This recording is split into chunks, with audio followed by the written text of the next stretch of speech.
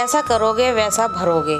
भगवत गीता में श्री कृष्ण ने कहा है कि कर्मों का फल हमें उसी तरह ढूंढ लेता है जिस तरह एक बछड़ा हजारों गायों के बीच अपने को ढूंढ लेता है।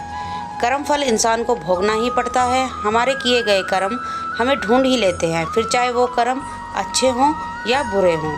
लेकिन हम लोग इस बात को ज़्यादा गंभीरता से नहीं लेते हैं और हमें लगता है कि कर्म फल जैसा कुछ नहीं होता। हम अक्सर उन लोगों के बारे में बात करते हैं जो दूसरों के साथ बुरा करते हैं, लेकिन फिर भी कोई उनका कुछ नहीं कर पाता।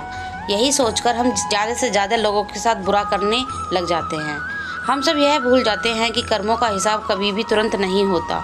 किसी के साथ बुरा करने वाला भले ही आज सुखी हो, लेकिन कभी ना कभी उसे कर्मों का फल भोगना ही पड़ता है। बहुत समय पहले की बात है, शहर में दूर गांव में एक दुकानदार था। वह दुकानदार कई सालों से उस व्यक्ति से मक्खन की खरीदारी कर रहा था। एक दिन दुकानदार ने सोचा कि मैं रोज़ इस व्यक्ति से मक्खन खरीदता हूँ, लेकिन बहुत समय से मैंने इसके मक्खन का वजन तोलकर नहीं देखा।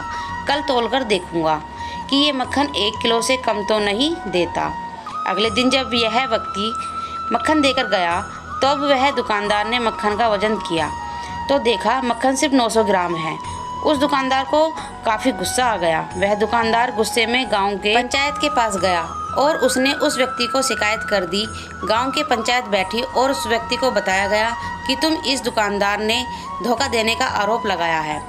तुम इस दुकानदार को देने वाले मक्खन में हेराफेरी करते हो और हर बार तुम इसे 1 किलो मक्खन की जगह सिर्फ 900 ग्राम देते हो।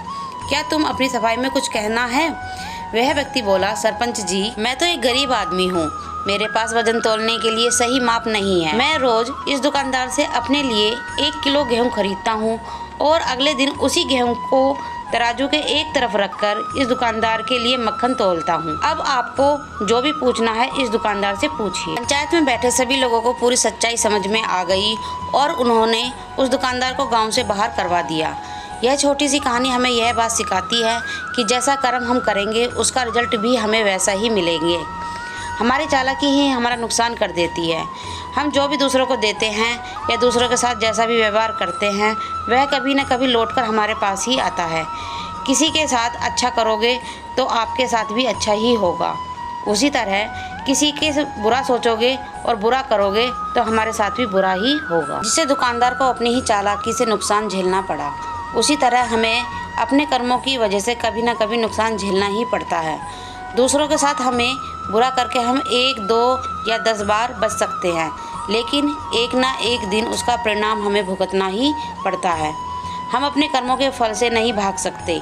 बुरा करने वाले के साथ बुरा ही होता है, फिर चाहे वह आज ही हो या आने वाले 1 साल बाद हो। उसी तरह अच्छा करने वालों के साथ अच्छा ही होता है।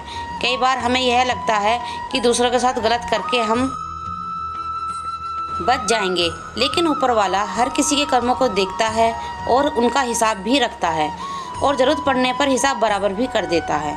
इसलिए कभी भी गलत ना करो और ना ही कभी ये सोचो कि उल्टे सीधे काम करके हम बच जाएंगे। ज़िंदगी को बेहतर तरीके से जियो, ईमानदार बनो।